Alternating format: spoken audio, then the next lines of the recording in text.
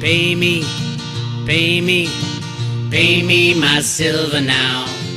Pay me or go to jail. Pay me my silver now. Roadrunner.com. Good time to buy silver before, 8:30 a.m. tomorrow morning. 8:30 a.m. tomorrow morning, the 11th, is when they're going to announce the latest increase in CPI. They can't get out of it anymore. For some reason, Trump was able to lie about it, but the Biden administration isn't able to lie about it. Maybe it's so much worse than what they're saying. Whatever it is, tomorrow at 8:30, my expectation, here's a guess out of the blue, I am fairly confident it's going over 9%, 8.5% right now. I would guess if it hits 9.5%, you're going to see shock and awe. Clearly, the silver riggers have pushed silver down to where now they're looking for a buyer.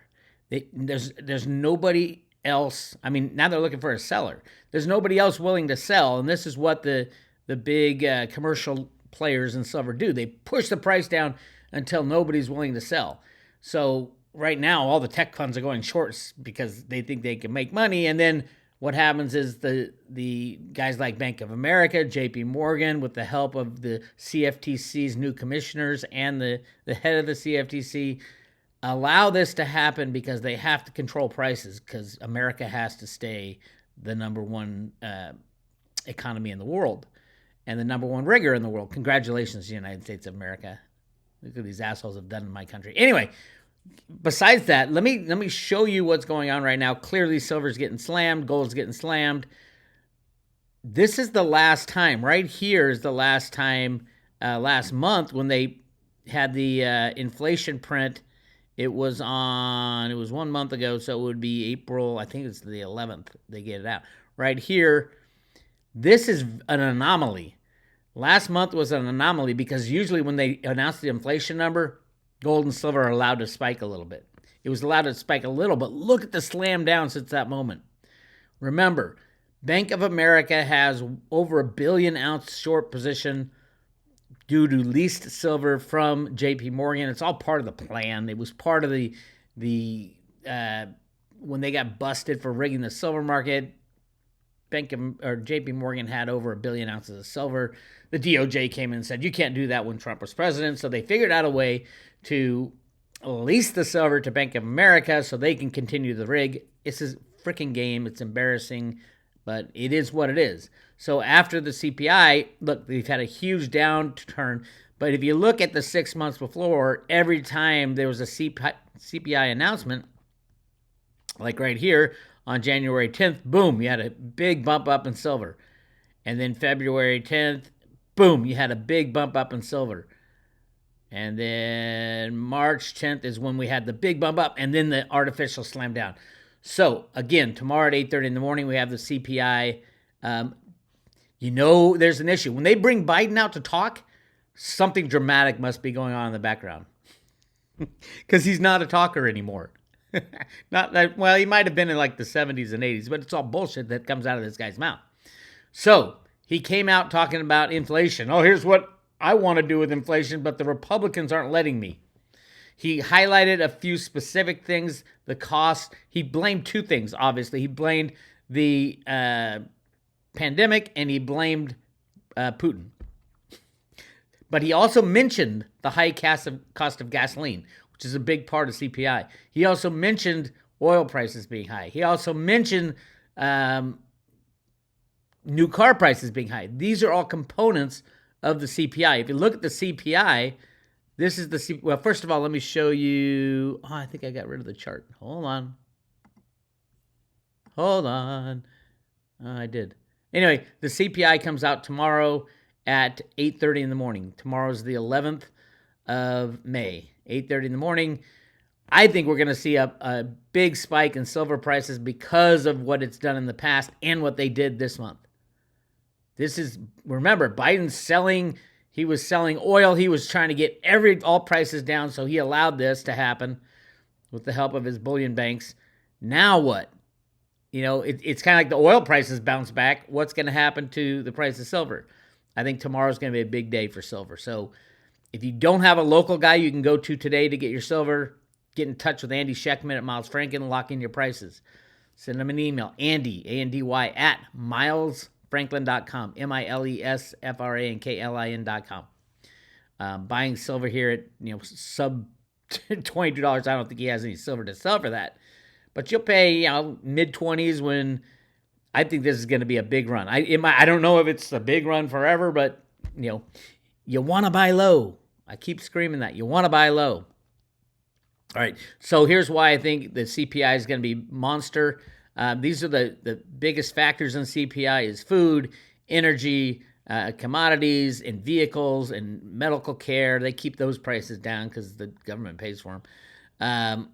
And then transportation, stuff like that. But the big ones are obviously food and energy, and vehicles are big into this play too. So let's take a look at what food and energy have done in the last month. For April, that's not a good chart. Well, let's look at energy right here. So in April, we have, starting out in April right here, you had, this would be gasoline, which is a big component, 3.1, and it went up to, this is the index, the last day in April, it was at 3.5, 3.1 to 3.5, over 10%. Is that over 10%? Yeah. So it's a huge jump, a massive jump. So that'll be a big component, and they're going to try to wish that away. Let's see. Crude oil has, what has it done?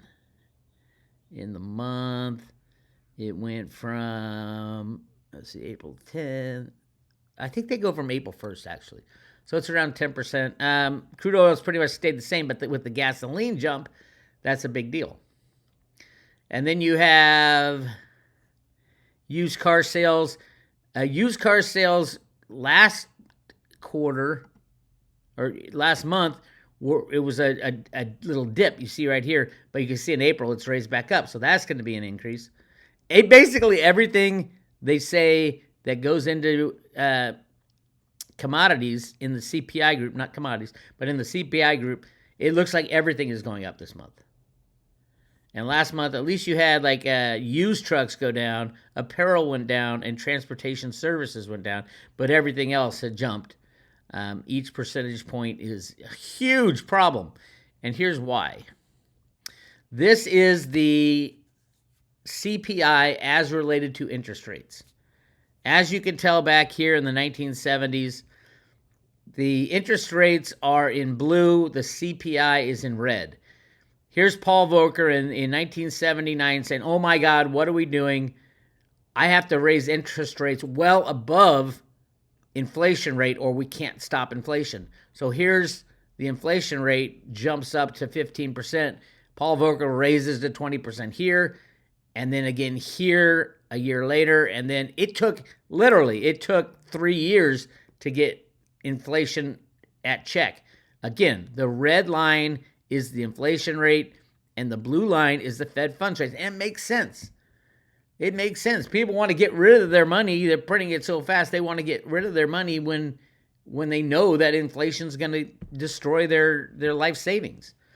To stop inflation, you have to raise interest rates well above the rate of inflation, which Paul Volcker did. And they almost got there even in, 1974, when it was just starting out. This game has only been going on since 71, when we went off the gold standard.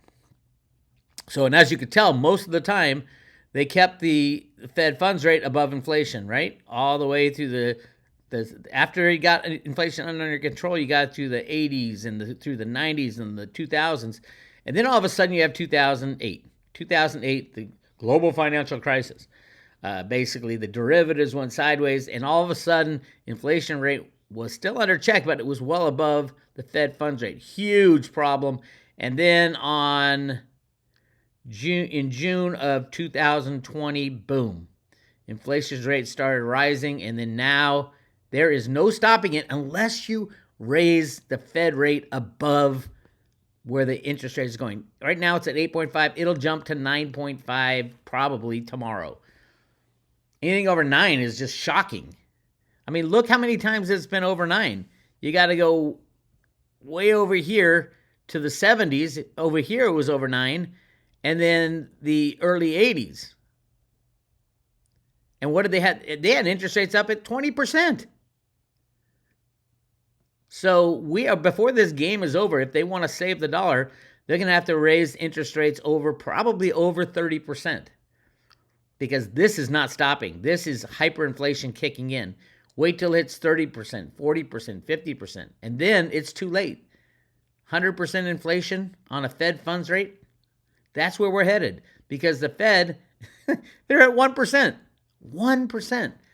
With inflation going to kick in at 9.5% by tomorrow morning, is my guess. 9.5%. If it's below 9, I'd be surprised. My guess is between 9 and 9.5. If it's over 9.5, Katie bar the door. Out of control. Silver should run significantly, or be allowed to run significantly. Anyway, that's where we are on the road to Ruta. You want more information, go to roadtoruta.com. So 2 things I'm buying right now. I told you guys I bought some theta this morning because you can in the U.S. now. Go to Binance.us or just go to Road to Ruta. On the private road, we teach you how to buy it, store it, and stake it. And that's hit subscribe today, and we'll teach you how to do that. And you get this silver Ruta coin, the coolest coin ever made. Anyway, this is Bix Weir, roadtoruta.com. I'll talk to